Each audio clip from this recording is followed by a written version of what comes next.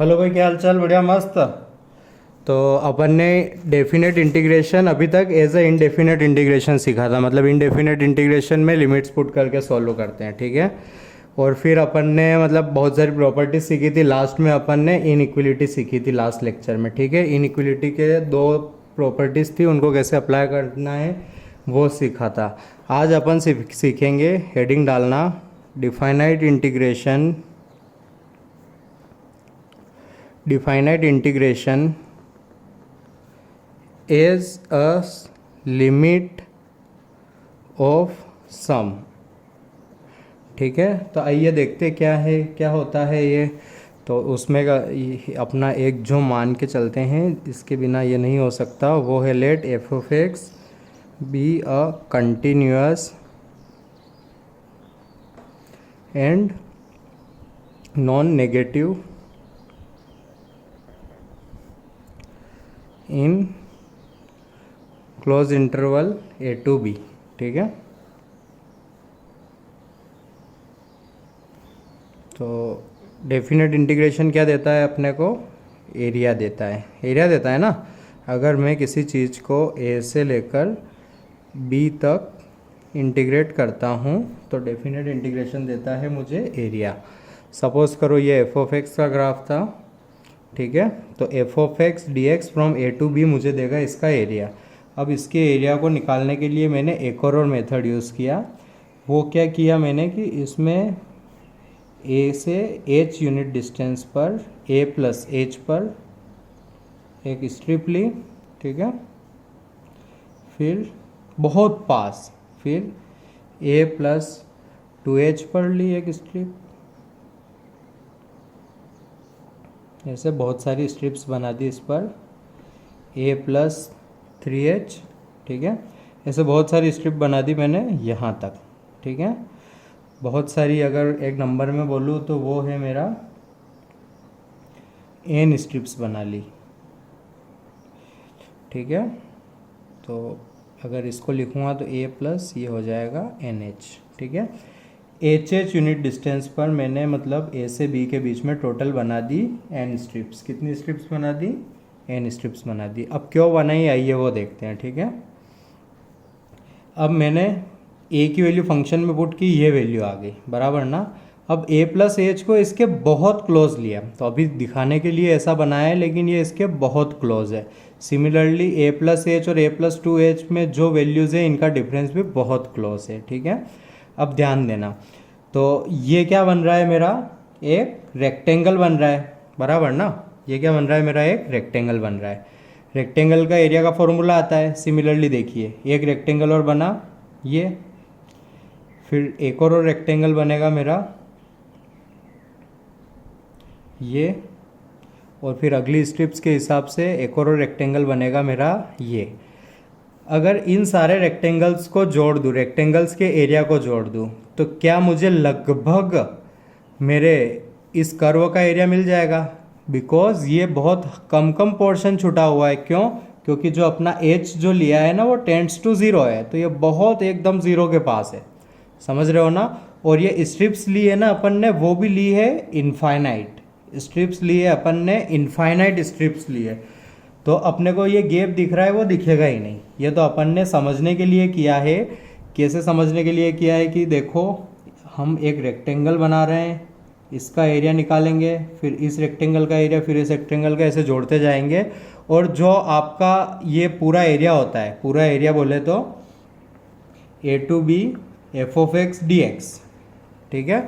अगर इन स्ट्रिप्स को जोड़ता जाऊंगा, मुझे स्ट्रिप्स के एरिया को जोड़ते जाऊंगा रेक्टेंगुलर के, तो इसके लगभग बराबर आ जाएगा। अब इस लगभग को एग्जैक्ट करने के लिए मैं क्या कर सकता हूँ? इस गैप को बहुत कम कर सकता हूँ। गैप बहुत कम कब होगा? जब ए के बहुत पास होगा, ये तब होगा, बराबर ना। ए के बहुत पास होगा तब होगा। तो वो पास करने के लिए एच को बहुत छोटा रखना पड़ेगा। अगर एच छोटा होगा तो नंबर ऑफ स्ट्रिप्स इनफाइनाइट जाएगी। तो एक तो एच टेंस टू इन्फिनिटी जा रहा है और एन टेंस टू इन्फिनिटी जा रहा है। एक और रिलेशन यहाँ से देखना है, अपन ने एन अपन ने एन स्ट्रिप्स ली थी, तो बी जो आया था अपना, बी जो आया था वो आया था equal to a plus n times h, ठीक है। बी जो आया था वो आया था a plus n times h, तो यहाँ से एन एच को अपन लिख लेते हैं बी माइनस ए, एक ये रिलेशन यूज़ होगा अपना, ठीक है। अब देखिए इसको इक्वल कर दिया मैंने एस एन के, और एस एन को कुछ ऐसा लिखा मैंने, एस एन को लिखा, ये एरिया लिख रहा हूँ मैं, ठीक है। तो ध्यान देना, इस रेक्टेंगल की जो ये विड्थ है वो कितनी है एच, और इस रेक्टेंगल की हाइट कितनी है एफ ऑफ ए, बराबर ना। तो सिर्फ इस रेक्टेंगल का एरिया कितना होगा एच इंटू एफ ऑफ ए, बराबर ना। अब देखिए इसकी भी विड्थ तो एच ही है, विड्थ तो एच ही है, हाइट कितनी है ये कितनी है f of a plus H, तो फिर सेकेंड रेक्टेंगल का एरिया होगा H times F of a plus H. Similarly third की भी विड्थ तो एच ही है, तो उसकी हाइट है ये कितना है ए प्लस टू एच, मतलब F of a plus two H, ठीक है। तो ये हो गया F of a plus two H. ऐसे अपन ऐड कर रहे हैं कहाँ तक, इस रेक्टेंगल तक। तो इस रेक्टेंगल में अपने को पुट करना रहेगा a plus h times a plus n minus one times h, एक पहले वाला पुट करते हैं ना, ठीक है, बराबर। तो ये अपना सारा एरिया होगा, अगर इसको एरिया को जोड़ दूंगा तो वो एस एन है और ये इसके इक्वल है, ठीक है। लेकिन अभी इसको ऐसा लिखा है, नियरली लिखना है, ठीक है। इसको एग्जैक्ट बनाने के लिए मुझे ये दो चीज़ें लगानी रहेगी, h tends to zero n tends to infinity, ठीक है। तो वो अगर इसमें अप्लाई कर दूंगा तो फिर डेफिनेटली इक्वल आ जाएगा। तो वो है a to b f of x d x will be equal to limit h tends to zero, h को बाहर निकाला, f of a plus f of a plus h dot dot dot dot dot f of a plus n minus one times h, ठीक है। इसको अपन mathematically कुछ sigma notation में भी लिख सकते हैं, limit h tends to zero h sigma r is equals to zero to n minus one f of a plus r h. देखिए आर को ज़ीरो पुट करोगे तो ये बन जाएगा, आर को वन पुट करोगे तो ये, सिमिलरली टू पुट करोगे तो a plus two h, n minus one put करोगे तो आर को एन माइनस वन पुट करोगे तो लास्ट वाला, ठीक है, बराबर। अब तुम बोल सकते थे कि सर अगर आप रेक्टेंगल बना रहे हैं, अगर आप इधर से सोचे, आपने कम वाला लिया है ना, तो आप क्यों ना एक काम करिए ना कि रेक्टेंगल कुछ ये वाला लीजिए, बड़ा वाला। तो फिर इस केस में एक रेक्टेंगल आएगा कुछ ऐसा, ठीक है, यहाँ पर आएगा कुछ ऐसा। तो उसमें भी कर सकते थे, उसमें फ़र्क क्या आएगा, अपन पीछे वाली वैल्यू को हाइट मान रहे हैं, ठीक है। तो यहाँ पर अपन ने एफ ऑफ ए से स्टार्ट किया था, f of a plus n minus one h तक गए थे, इसमें f of a plus h से स्टार्ट होगा और एक टर्म और एक्स्ट्रा आएगा, दोनों की वैल्यू सेम ही रहती है, ठीक है। क्या बोल रहा हूँ मैं, आइए अगले पेज पर दिखा देता हूँ। ये अभी समझ में आ गया अपन ने क्या किया, ठीक है। तो आप लिखिएगा और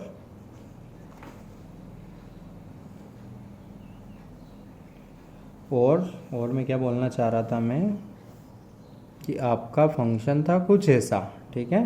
तो आपने नीचे रेक्टेंगल बनाया था उस केस में, इस केस में अपन रेक्टेंगल बना रहे हैं ऊपर वाले, ठीक है। ये है ए प्लस एच, ठीक है। अब ये एरिया थोड़ा सा हल्का सा ज़्यादा वाला रहेगा, फिर समझ में आ रहा है ना, ए प्लस टू एच के लिए। तो इस बार ही बोल रहा हूँ मैं कि आप इस बार भी स्ट्रिप्स बनाइए, इस बार भी आप उतनी ही स्ट्रिप्स बनाइए जितनी पिछली बार बनाई थी। कितनी थी, एन स्ट्रिप्स।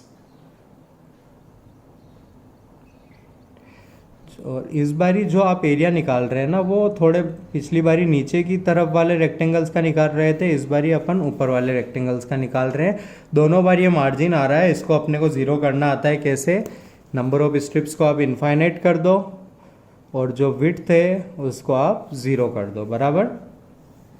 तो आपका integration a to b f of x d x वो होगा, देखो h सबसे मल्टीप्लाई होगा, ठीक है। तो मैं लिख रहा हूँ limit h tends to 0, h तो सबसे मल्टीप्लाई होगा, ठीक है। तो h टाइम्स अपने को बस हाइट देखनी है। तो अगर मैं रेक्टेंगल थोड़ा सा ऊपर वाला लेता हूँ तो उसकी हाइट आएगी, मुझे ये वाली यूज करनी रहेगी, वो रहेगी f of a plus H. Similarly इस वाले रेक्टेंगल के लिए हाइट रहेगी f of a plus 2h। तो ये होगा एफ ऑफ ए, पहले वाले के ए प्लस एच, दूसरे वाले के लिए रहेगी f of a plus 2h, ठीक है। इससे अगर मैं लास्ट वाले पे जाऊंगा तो लास्ट वाले की हाइट रहेगी f of a plus n h, ठीक है, f of a plus n h. अगर इसको सिग्मा नोटेशन में लिखूंगा तो ये बनेगा limit h tends to 0 h times sigma r is equals to 1 to n f of a plus r h, ठीक है। r को 1 पुट करते जाओ।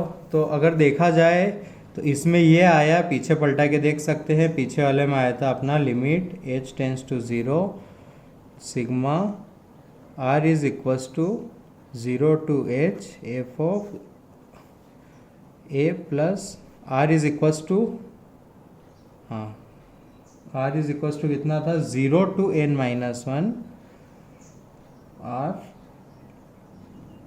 h, ठीक है। तो अंदर का दोनों में सेम था, एक में 1 टू n जा रहा है, एक में जा रहा है 0 टू n माइनस 1, ठीक है। तो ये एक ध्यान रखने वाली बात है कि जब 1 से स्टार्ट हो तब जाता है n तक, टोटल नंबर ऑफ टर्म्स आने चाहिए अपने n, ठीक है। ये दोनों ही सही है, दोनों में कोई मिस्टेक्स नहीं है, ठीक है, बराबर। तो अब एक चीज़, एक काम कीजिए कि जो ये लिखा है अपन ने, इसको बोल देते हैं अपन एस एन डैश। इसको क्या बोल दिया मैंने, एस एन डैश। तो एक चीज़ क्लियर है मेरी कि जो एस एन डैश है वो सबसे ज़्यादा आएगा, बिकॉज इसमें अपन ने एक्स्ट्रा एरिया कैलकुलेट किया है। तो ये बड़ा हो गया integration a to b f of x d x है, और फिर एस एन जो अपन ने स्टार्टिंग में कैलकुलेट किया था नीचे वाले रेक्टेंगल्स का एरिया, वो सबसे छोटा रहेगा। तो ये नोट करके लिख लीजिए, नोट। बट उस गैप को बहुत छोटा है ये गैप, क्योंकि अपन ने नंबर ऑफ स्ट्रिप्स बढ़ा दिए, इनफाइनाइट कर दिए हैं, तो बहुत अच्छा हो जाता है। तो फर्स्ट है ये, सेकेंड लिखना if a is equals to 0 and b is equals to 1। क्या था एक रिलेशन अपना, b is equals to a plus n h था ना, ध्यान देना, ठीक है। देन अगर ऐसा रहा तो n टाइम्स h कितना हो जाएगा,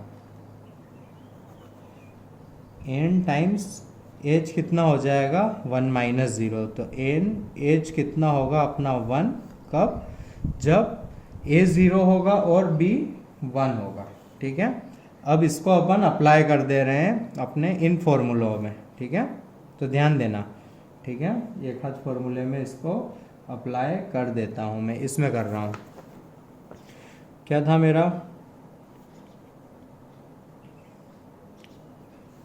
एस एन डैश क्या था, sigma h times sigma r is equals to 1 to n f of a plus r h. h मेरा ऐसा मूव वाला है और n डायरेक्ट वाला है, ठीक है, बराबर। अब और अपने पास एक क्या मिला, और अपने पास एक क्या मिला, n into h is equals to 1, ठीक है। और यहाँ पर एक इसको फिर से कट करना रहेगा क्योंकि मैंने लिमिट लिखा नहीं। तो ये होता है limit h tends to 0 h times sigma r is equals to 1 to n f of a plus r h, ठीक है। अब मेरे पास एक रिलेशन था n times h is equals to 1। तो अब यहाँ से मैं कर क्या रहा हूँ, एच को गायब कर रहा हूँ, तो एच कितना हो गया 1/n। ठीक है, अब h टेंड्स टू 0 है तो n टेंड्स टू कितना होगा, इनफाइनाइट। ठीक है, तो एस एन डैश हो जाएगा मेरा limit n tends to infinity, h की जगह रखा 1/n, sigma r is equal to 1 to n f of a plus r by n, f of a plus r by n. और also a is equal to 0 है, अपन ने एक note में लिखा था ना, ये सारी इस नोट के बाद की चीजें हैं। नोट 2 के अंदर ए 0 है, बी 1 लिया अपन ने और फिर कैलकुलेशन करना स्टार्ट की। तो अपना एस एन डैश और क्या आ गया, limit n tends to infinity, limit n tends to infinity 1/n sigma r is equal to 1 to n f of r by n. ठीक है, अब ध्यान देना मेरा एस एन डैश किसके इक्वल हुआ करता है, 0 to 1 f of x d x. क्या हुआ करता है, 0 to 1 f of x d x. ठीक है, तो 0 to 1 f of x d x किसके इक्वल आया अपना, limit n tends to infinity 1/n sigma r is equal to 1 to n f of r by n। ठीक है, तो आपके सारे आंसर्स यही हैं। अगर इन दोनों को मिलाए, आप एनोलॉजी मिलाएं इनकी, तो आपको एक बहुत अच्छा मिलेगा, आपको बहुत अच्छा एक रिजल्ट मिलेगा। इंटीग्रेशन का साइन होता है ये। ठीक है, आप इसको लिख लीजिए, इसको बॉक्स बना लीजिए, इसको याद कर लेना है, रट लेना है वगैरह वगैरह। अब देखिए आप सिमिलरिटीज़ देखिए, इंटीग्रेशन भी क्या करता है, जोड़ता है, एरिया जोड़ता है, इंटीग्रेट करता है। ठीक है, तो इसी का पैरेलल साइन यहाँ पर है सिग्मा, इसी का पैरेलल साइन क्या है यहाँ पर, सिग्मा। अब इन दोनों को कंपेयर कर रहे हैं, इस साइड और इस साइड को। ठीक है, तो दोनों का मीनिंग एक ही है। x इधर आ रहा है, उधर क्या आ रहा है, x r बाय n, उधर क्या आ रहा है, r बाय n। क्लियर? ठीक है, इधर dx आ रहा है, अब dx का इधर क्या है, 1/n।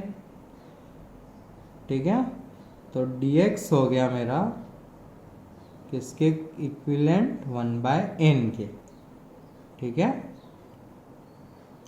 dx कितना हो गया, 1/n। ठीक है, अब देखो इधर भी अपर लिमिट और लोअर लिमिट आती है। इधर सिग्मा के नीचे रहता है r is equal to 1 to n, r की वैल्यूज रहती है। इधर क्या रहता है, इंटीग्रेशन 0 to 1, इधर रहती है x की वैल्यूज, इधर क्या रहती है, x की वैल्यूज। ठीक है, इधर रहती है r की, इधर रहती है x की। तो ध्यान देना x कितना है अपना, r/n।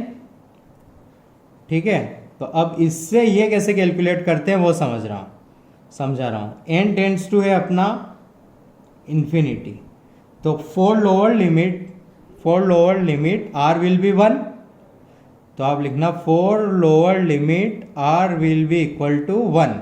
ठीक है, r will be equal to 1।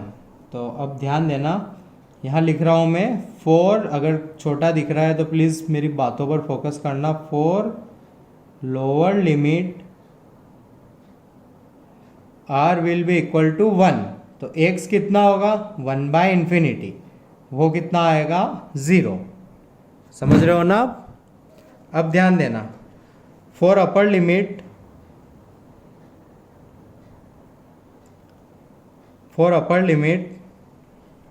r will be equal to n, तो x कितना आएगा, n/n 1। तो इस हिसाब से हो जाएगा। अभी कुछ अगर आपको डाउट भी रह गया हो तो बस मैं कंपेयर कर रहा था काम की चीज़, तो अब लिखेंगे अपन। ठीक है, लिखना, हेडिंग डालना,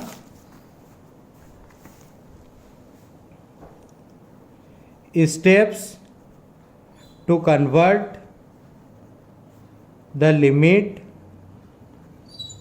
of sum into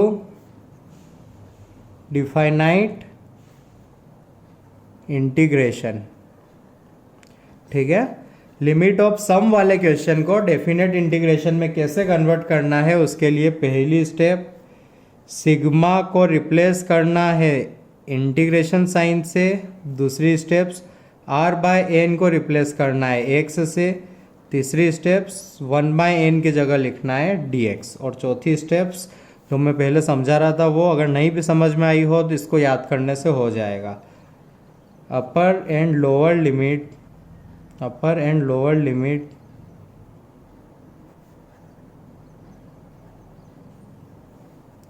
will be value of limit n tends to infinity r by n for the last and first value of r respectively। ठीक है, फॉर आर रिस्पेक्टिवली। ठीक है, ये क्लियर ही है। आप देख सकते हैं कि जब आर अपना 1 से स्टार्ट हो रहा था तो लोअर लिमिट के लिए आर को 1 पुट किया था तो 1 अपॉन इन्फिनिटी आया था 0। ठीक है, और जब आर की मैक्सिमम वैल्यू कितनी है अपने पास, लास्ट वैल्यू होती है r is equals to 1 to n। तो जब n पुट करते हैं तो n अपॉन n आता है 1। ठीक है, तो अब अपन दो काम करेंगे। पहले इंटीग्रेशन के क्वेश्चन को as a sum of limit करेंगे। ठीक है, ऐसे ही जस्ट फॉर फन, क्योंकि बोर्ड्स में भी आता है। फिर अपने को जब ये आ जाएगा तब अपन लिमिट के क्वेश्चन को इंटीग्रेशन में कैसे कन्वर्ट करेंगे वो सीखेंगे, क्योंकि इंटीग्रेशन अपन ने बहुत प्रैक्टिस की है। तो लिमिट के जो क्वेश्चंस रहते हैं इनफाइनाइट सम ऑफ लिमिट के, उनको कैसे करेंगे देखेंगे। तो आप डालिए एग्जाम्पल 1। ठीक है, तो इवेल्युएट करना है आपको integrate 0 to 1 x dx using limit of sum. ठीक है, यूजिंग लिमिट ऑफ सम। ठीक है, तो मैं लिखूँगा, ध्यान देना, 0 to 1 x dx होता है मेरा limit h tends to 0 h times f of 0 0 plus f of 0 plus h plus f of 0 plus 2h। क्या कर रहा हूँ मैं, फॉर्मूला लगा रहा हूँ। ठीक है, डॉट डॉट डॉट डॉट, आखिरी क्या है 0 प्लस n माइनस 1h। ठीक है, बहुत सही। एफ ऑफ x कितना है, f of x is equal to x। तो ये हुआ मेरा limit h tends to 0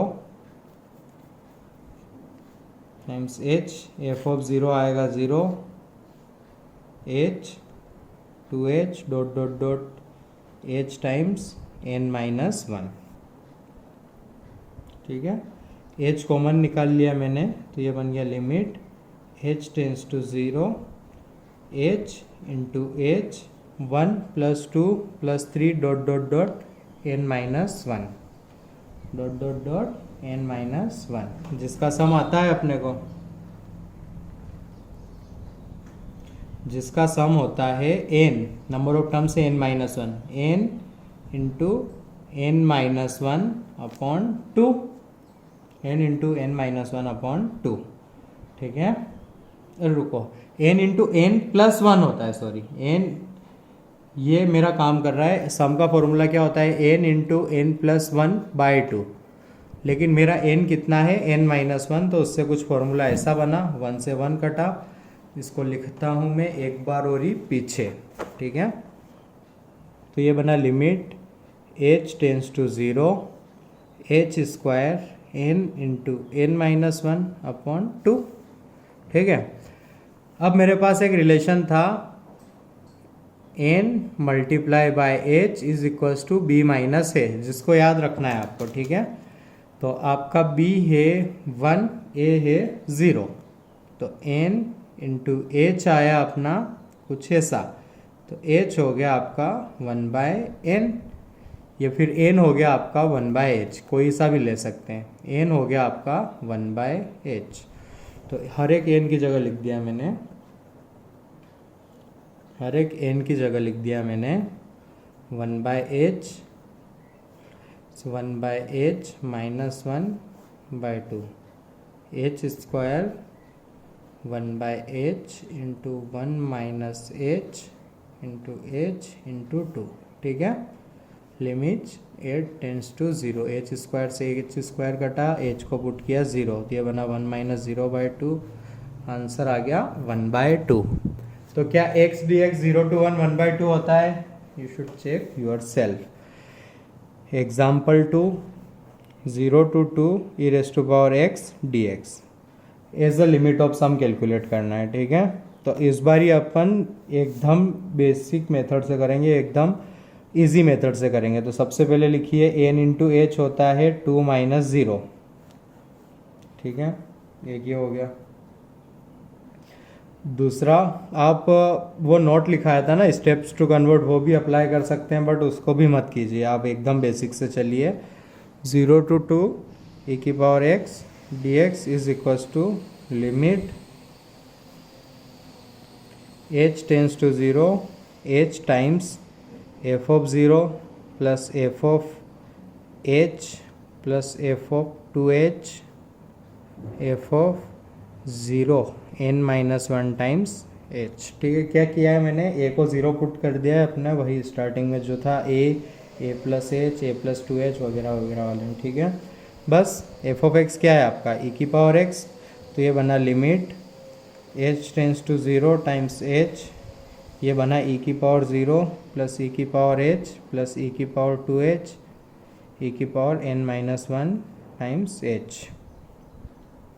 ji P a is equals to e की power 0 is equals to 1, number of terms n, क्योंकि 0 से लेकर n माइनस 1 तक जा रहा है, नंबर ऑफ टर्म्स n है।